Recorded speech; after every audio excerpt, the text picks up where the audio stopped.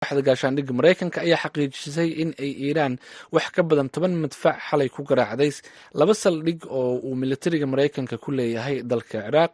Haddaba wararkii ugu dambeeyay ayaa Sandheer oo stuudiyaha ila fadhiya uu ila falanqeynaya. Sandheer, maxaa kusoo kordhay arrintaasi Ciraaq? nuuro, intii aanu dhegeystayaasheena hadda u sheegnay waxaa dheer in madaxweynaha Mareykanka Donald Trump uu mar dhoweyd soo diray Twitter uu kaga hadlaya arrintaas. in yar ka horna waxaa Twitter soo diray wasiirka arrimaha dibadda ee Iiraan Maxamed Jawaad Dhariif.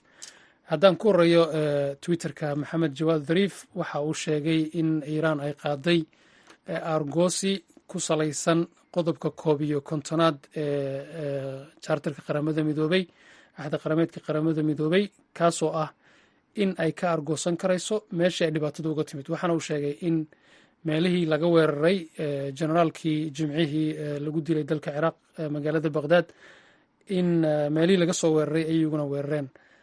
ilaa iminka wararka ugu dambeeya wax sheegaya ma jiro in wax maaragtay dhibaato, dhimasho ama dhaawac uu ka dhacay xarumahaas ciidanka Mareykanku ku leeyahay magaalada Erbil ee caasimadda Kurdistaanka Ciraaq iyo xerada la yidhaahdo Cayn al Asad ee ku taalla bartamaha dalkaasi Ciraaq.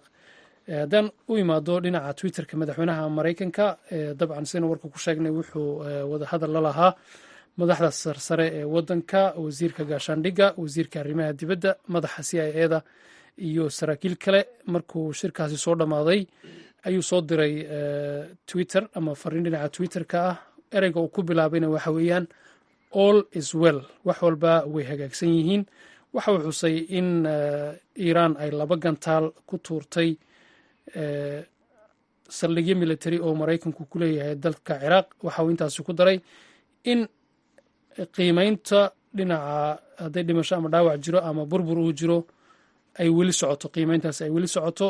waxa uu ku soo celiyey ilaa iyo hadda waa war wanaagsan. marka halka waxaa laga akhrisan karayaa inkastoo wararka dabcan ay tahay inaynu sugno ilaa kama dambaysta. sida uu sheegayna berri ayuu qaban doonaa shir jaraa'id, maalinta Arbacada ah maanta ayuu qaban doonaa. laakiin sida laga fahmayo all is well iyo so far so good intuba waxay tilmaamayaan in laga yaabo inayna wax dhimasho amaba dhaawaca ayna halkaasi ka jirin.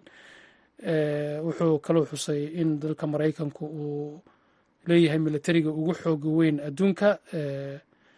waxaana uu sheegay in qiimeynta beri aroortii waa dhinaca waqtiga Mareykanka oo ah xilliga hadda bariga Afrika la joogo. waayahay, marka ma laga yaabaa in Mareykanka isna jawaab kale uu bixiyo maadaama Iiraan ay ka digtay in weerarkan uu yahay tallaabadii ugu horeysay ee argoosiga generaal Soleimani?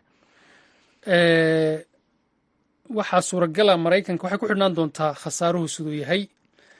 haddiiba ay dhacdo in dhaawac ama dhimasho ay ku timaado ciidamada Mareykanka ama burbur dhinaca hantida ah, cabsi aada laga qabaa in Mareykankuna markaas waayo waxaa aada la isu weydiinayaa markii madaxweynaha Mareykanka iyo madaxda Mareykanka la weydiiyo la yidhi maxaad ku beegsateen Qasim Soleimani, generaalkii ciidanka Iiraan, waxa uu xusay in qof qandaraaslaa oo Maraykana oo xeryaha Mareykanku ku leeyahay Ciraaq jooga in ururkiisa ama dad la xiriira ay dileen. marka haddii hal qandaraasle loo dilay generaalkii ciidankii Iiraan hogaaminayay, maxaad u malaynaysaa askar dhowra oo Maraykan ah oo lagu dilay, sidee jawaabtu noqon karaysaa?